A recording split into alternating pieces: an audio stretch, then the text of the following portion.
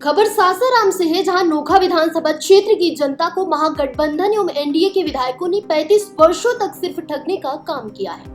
3 बार NDA एवं 4 बार महागठबंधन के विधायक ने क्षेत्र की भोली भाली जनता को झूठा आश्वासन देकर सत्ता हासिल की है, लेकिन अब जनता इनके झूठे बातों में नहीं आने वाली और इस बार बड़ा बदलाव होगा। उक्त बातें नोखा विधानसभा क्षेत्र से जन सुराज के संभावित प्रत्याशी आरिफ खान ने मंगलवार को आयोजित एक प्रेस वार्ता के दौरान कही। उन्होंने एक सवाल के जवाब में कहा कि सिर्फ नोखा के राइस मिल ही नहीं, बल्कि जिले के पीपीसीएल, डालमिया नगर फैक्ट्री, बंजारी समेत पूरे बिहार के कल कारखानों को एनडीए एवं महागठबंधन के नेताओं ने बर्बाद कर दिया।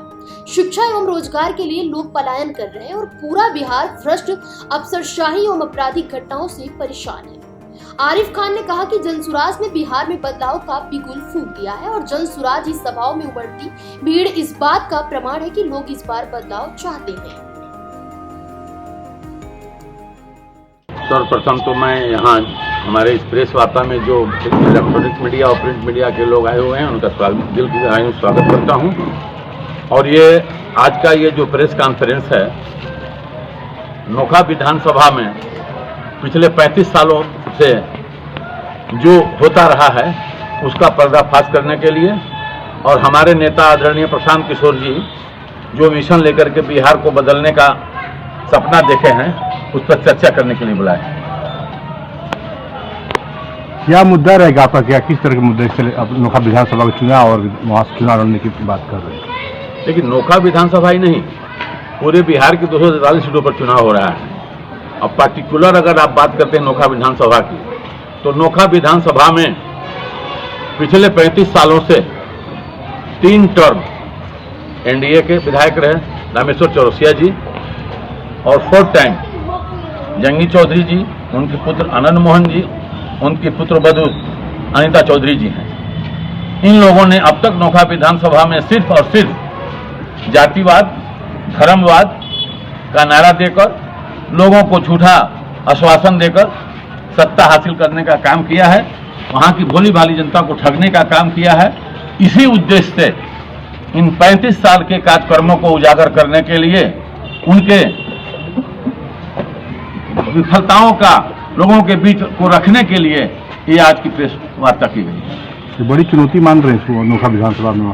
कोई बड़ी चुनौती नहीं है, नोखा विधानसभा में कोई बड़ी चुनौती नहीं है। आप नोखा विधानसभा के गांव-गांव में जाएंगे तो कोई भी आपको एक गांव ऐसा नहीं मिलेगा जो ये कह दे कि इस 35 सालों में, चाहे वो एनडीए डबल इंजन की सरकार हो या छोटे भाई बड़े भाई की सरकार हो, वहां की जनता उन लोगों से संतुष्ट हो या उनके कार्यकलाप से खुश हो।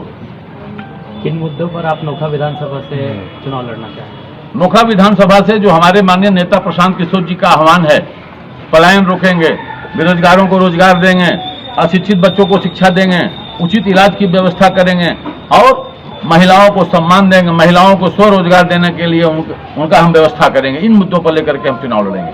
आरिफ जी, आप माइनॉरिटी से आते हैं। माइनॉरिटी आप देखा जाए तो बिहार में अभी तक माइनॉरिटी आरजेडी के साथ रही है, तो क्या इस बार के चुनाव में क्या माइनॉरिटी जनसुराज का भरोसा जीत पाएगी?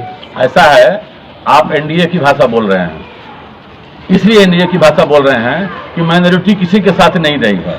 हम आपको स्पष्ट कर दें कि देखिए, 2 संप्रदाय हैं, एक मुस्लिम और एक हिंदू में अपर कास्ट। ये दोनों संप्रदाय के लोग अपने को सुरक्षित समझ करके, मुसलमान सोचता है कि अगर हम लालू यादव को वोट नहीं देंगे और एनडीए की सरकार बनेगी कि तो हमको टॉर्चर करेगा।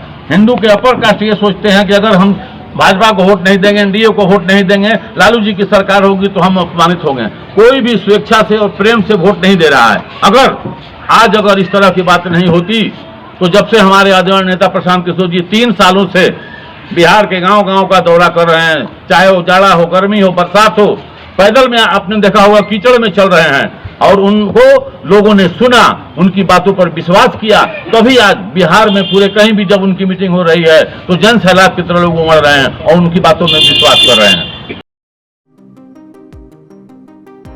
फिलहाल इस खबर में बस इतना ही।